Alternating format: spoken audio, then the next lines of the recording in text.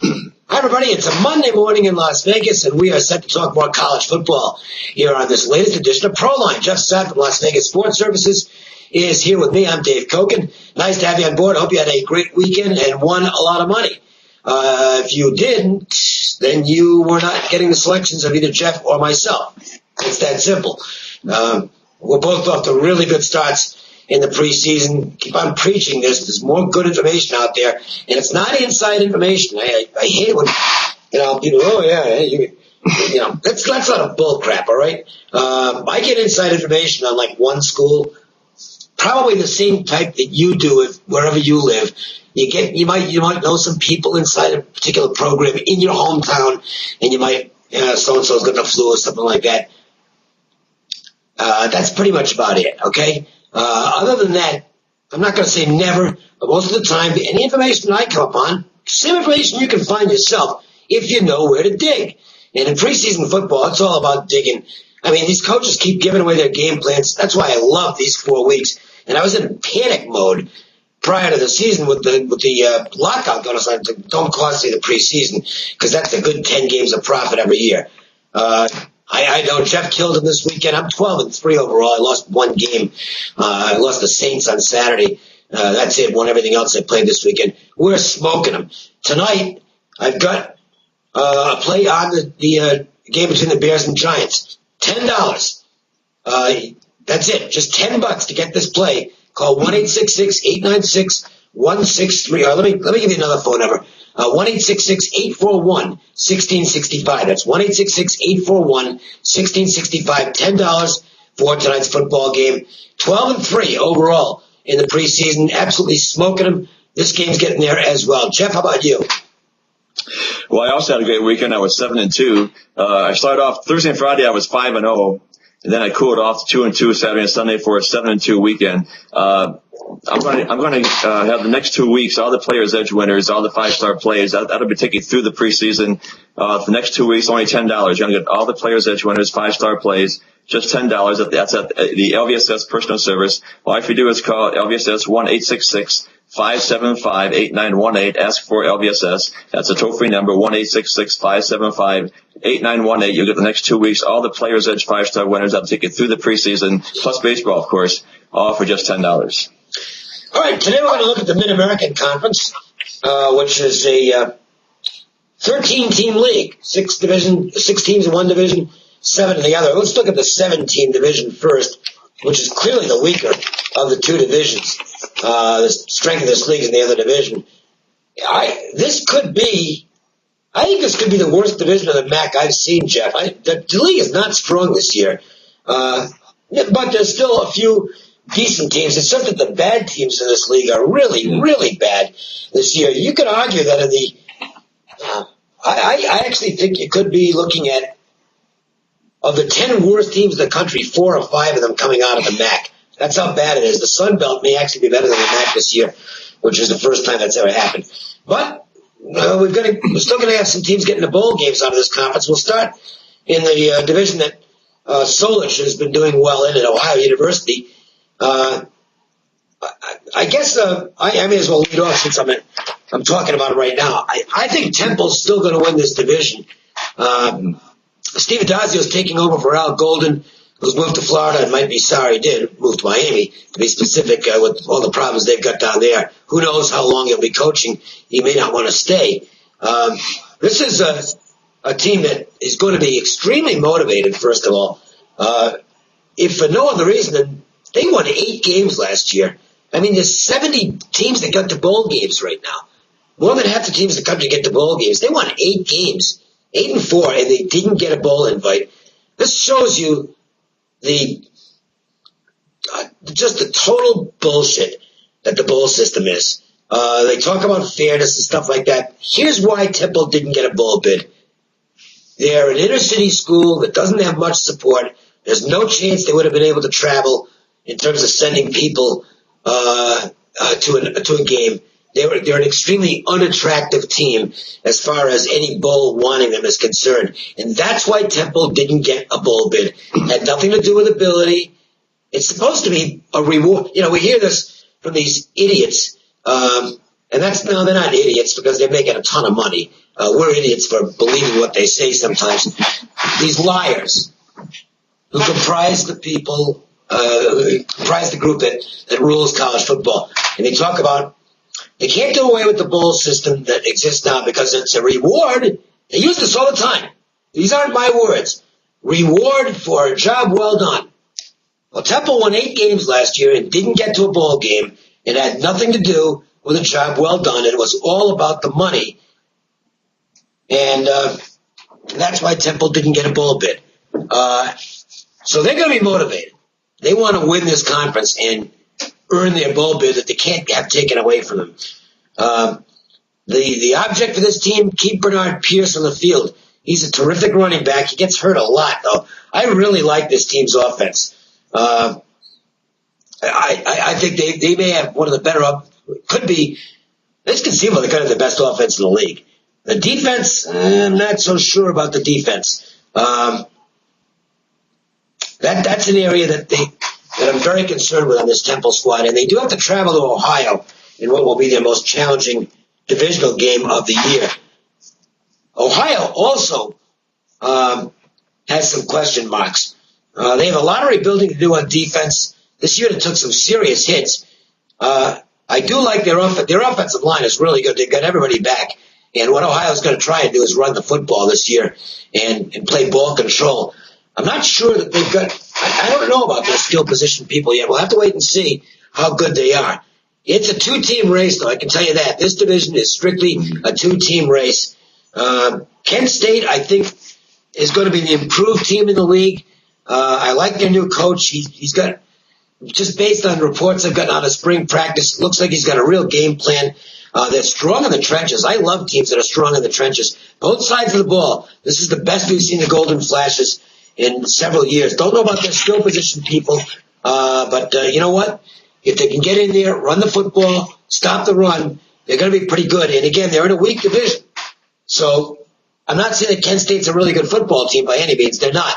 But they're in a division with 4 teams, I believe they're absolutely better than, and that's going to get them some wins. So I think Kent State might get to 6 or 7 wins this year, could get to a bowl game. Miami was 10-4 last year. I think they're going to go backwards. I do like the Don Treadwell hire. He comes over from Michigan State, where he did a fine job last year stepping in for their coach when he was sick and basically running the show there. But I looked at Miami last year, and I watched them all year. Miami of Ohio was the luckiest team in the country last year. They were nowhere near being a 10-4 football team, in my opinion. I think they're overrated. They're not bad at quarterback. I think running back is going to be an issue. The defense will be the strength of this football team. I think they're going to go backwards, about 3 wins, though. A little tougher schedule. And, again, teams don't get lucky 2 years in a row. Miami won a bunch of games last year that they were really fortunate to win. The rest of this division, wow, it is awful. Buffalo, Bowling Green, Akron. I think of those 3, Bowling Green might be the best. They got 14 starters back. This was a bad team last year. Probably a little bit improved. The schedule is nasty. Buffalo was 2-10 last year. Offense will probably be better. It can't be any worse, actually. They've only got 3 starters back on defense, and their special teams. For whatever reason, this special teams at Buffalo are just brutal every year. And as for Akron, I don't want to pound on the Zips. They might be the worst team in the country this year. Predicted order of finish for me: Temple on top, Ohio second. I'm going to pick Kent State, the surprise, to finish ahead of Miami, followed by Bowling Green, Buffalo, and Akron. None of those 3 teams with any chance, I believe, to win more than maybe 3 or 4 games. Jeff, what's your breakdown of this division look like? Well, I like Temple, too, to win the division. And the first 3 teams are decent. The last 4 are terrible. Temple returns 13 starters, 8 on offense, has an experienced offensive line.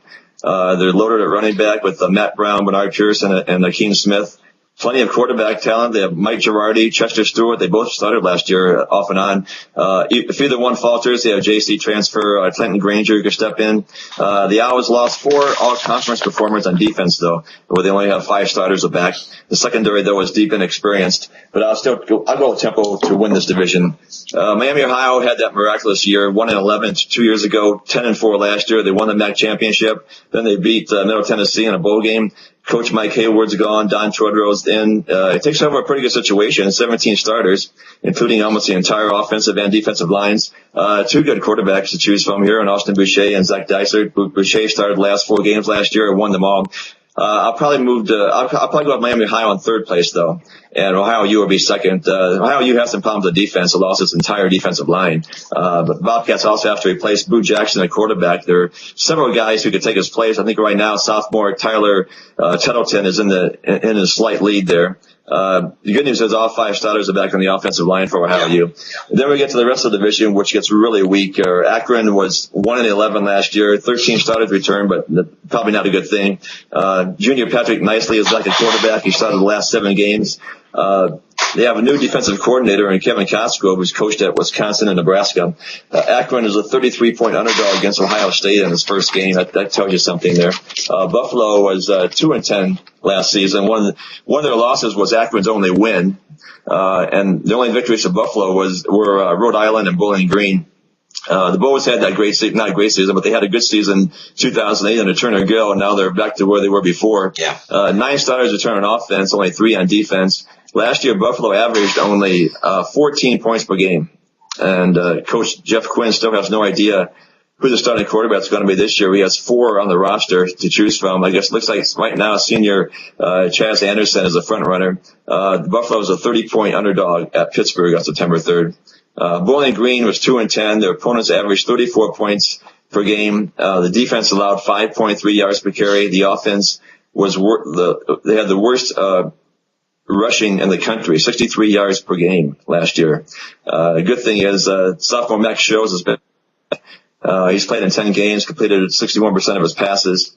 Kent State has a new coach there, Darrell Hazel. Strong defense last year, but they only have 5 starters back on defense. Roosevelt Nix is back. He had 43 tackles last year. He was the first freshman to be named the MAC Defensive Player of the Year. So in this division, I will go with Temple number 1, Ohio 2, Miami 3, Kent State 4, Bowling Green 5, Akron 6, and Buffalo. All right, we were actually doing a little editing job here, just so you know, behind the scenes stuff. Hopefully this looks fairly seamless, but I don't know if the uvu cut off. You were giving your rundown, your predicted finish in the division you're talking about, Jeff. So go ahead and pick that up. For the East Division, I'm picking Temple 1, Ohio University 2, Miami 3, Kent State 4, Bowling Green 5, Akron 6, and Buffalo 7. All right, so now let's move to the other division, which is, I think, the strength of the – well, not I think. It is the strength of the league. We have 3 pretty good teams. One of them is got to replace their coach and a lot of players, but they're good athletes. Jeff, I had the lead in the first one, so let's let you get the jump here and break down this division. Well, I'm going with Northern Illinois to win this division. I think it's a pretty easy call for me. Coach Jerry Kill went to Minnesota. Dave Doran is the new coach. Huskies have a tremendous offense. 9 starters are back, including the entire offensive line. They have a great quarterback there in Chandler Harnish who can pass and run. They also recruited one of the best receivers in the country in A.J. Sebastiano. Defense lost 6 starters from the team that allowed only 19 points per game last season. They're going to need a strong performance from the newcomers if they want to win the championship. Toledo had his first winning season since 2005, and 18 starters are back from that team. Austin Danton and Terrence Owens will be the starting. Could be one or the other will be the starting QB. They both played last year and did well. Running back Adonis Thomas and Morgan Williams are back, and also All-American candidate wide receiver Eric Page returns. The defense is going to be a question mark. Last year, the Boise put up 57 against Toledo. Northern Illinois put up 65. So they're going to have to improve there. Also, last season the Rockets relied on a huge turnover advantage, and that's not easy to do 2 years in a row because of the do factor. Western Michigan, 6 offensive starters are back, including the 2 most important, the quarterback Alex Carter, who threw 30 TD passes, and receiver Jordan White, who has the school record for yards and TDs in a single season. 8 starters return on defense, but the Broncos have a tough schedule. All the good teams on their schedule, they have to play on the road. Central Michigan, 12-2 in 2009, 3-9 last year when they had a very young team under the new coach, Dan Enos. No running game last year, 3.3 yards per carry, 106 yards per game. The 2 most important offensive players are back, though, quarterback Ryan Radcliffe and wide receiver Cody Wilson. The defense is going to be a problem, though. Eastern Michigan, 2-22 the last 2 years. Last year's opponents averaged 44 points. The last game of the season, they lost 71-3. 71-3, yeah. So, what a way to go out, 14 starters return, which is probably not good news. Eastern Michigan will start out 2-0 in non-conference play. The first 2 games are at home against FCS teams, Howard and Alabama State. So they could go into conference play with a couple of wins at least.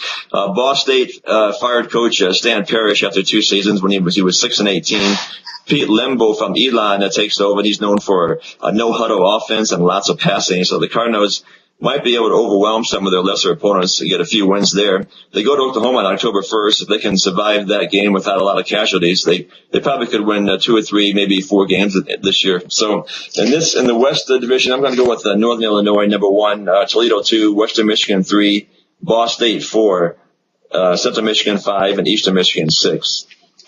All right. I have a little different lineup than you do. Not at the bottom. Eastern Michigan will be the worst team in the conference. Look, Alex English, this program was so bad when he took them over. It literally is a 5-year plan before they, I think, can approach a level where they might win half their games. He's 2-22 there. The 2 wins came last year. I like Alex Gillette a little bit. He's not a bad quarterback.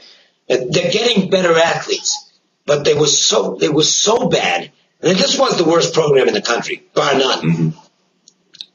They probably still are, or at least they're certainly in the bottom 5.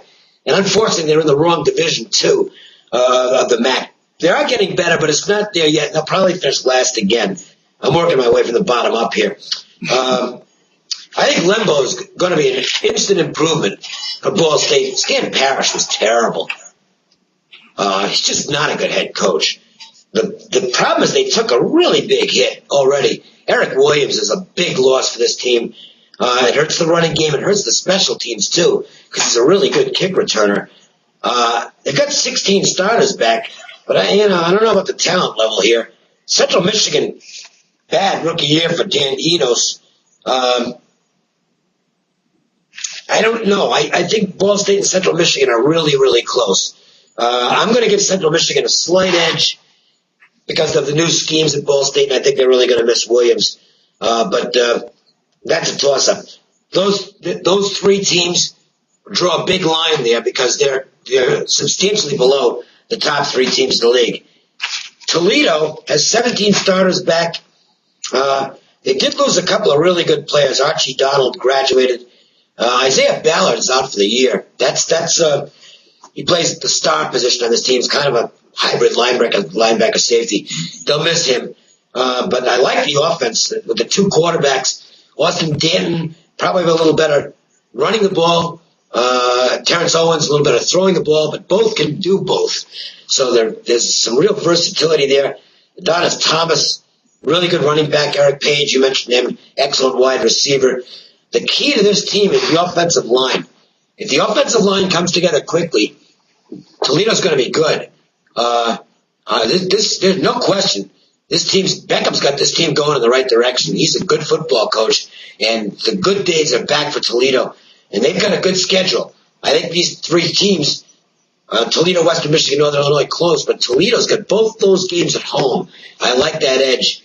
Western Michigan, Alex Carson's a good football player. Alex Carter, rather, quarterback. I like him quite a bit. Tevin Drake is a nice running back. You mentioned Jordan White, excellent wide receiver. Only 2 offensive linemen are back, though, from the starters from last year. They are both all MAC candidates, so they got their 2 best linemen back. The defense is solid. It's experienced. I actually think they might be the best team in the conference on paper. But they have to go to both Northern Illinois and Toledo. So that's tough for Western Michigan. I don't think they can win both those games. That's going to hurt them. And Northern Illinois is interesting. How good were they last year? They could have been 13-1. As it was, they 11-3. 8 starters back. Chandler Harness is probably the best player in the conference. He had almost 3,500 yards of offense. Boy, his game has really come together because when you go back and look at him early in his career, not good throwing the football and just didn't look like he was, he looked like he was okay, but boy, by last year he was a star. It's a ball control attack.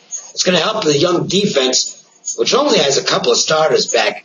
So that's the weakness of this team. But here's the one thing, Jeff, that I'd be really worried about if you're a Northern Illinois guy. They don't have Jerry Kill anymore. This guy's a fabulous head coach. Program after program, he's gone in and he's turned them around. I think he'll do a great job at Minnesota as he's moved to the Big Ten. I think Northern Illinois is going to miss him. Not that I'm knocking the new coach, but I don't think he can be the equal of Kill. And this guy's never coached it. He's never been a head coach. So I'm going to move them down a couple of notches. I have Toledo winning the conference. I have Western Michigan second, Northern Illinois 3. I think they're really close. And I don't really care about the rest of the division. That's about what it comes down to. I think Toledo will win the championship. Toledo and Temple in the championship game. I think Toledo comes out on top. You have Northern Illinois against Toledo in the championship, right? Yeah, I'll take Temple over Northern Illinois in the championship game. All right, there you go. So there's our breakdown of the MAC. Once again tonight, $10 for my play on the game between the Bears and the Giants. Awesome start to the season. Going to wrap up the week with one more winner, 12-3 overall on the preseason. I started off 2-2, so 10-1 since then. I'm pretty happy with that. $10. 1-866-841-1665. When you call, listen, ask about the special we've got for the whole season. You can save yourself a whole bunch of money and get yourself lined up for a good season now. Free play on tape for the day. Every day on tape at 1-888-712-6800. And you can get the free play for the day on a text message as well. Just text Kokin, C-O-K-I-N, to 313131. Jeff, you had another great weekend too.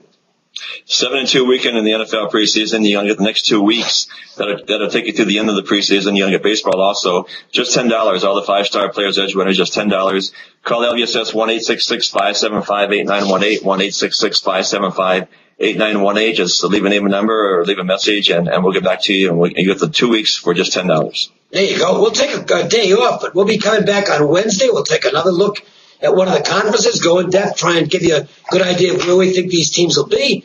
And so join us on Wednesday for that edition of Proline. For Jeff Stott, I'm Dave Koken. Thanks for watching today, and have a good one.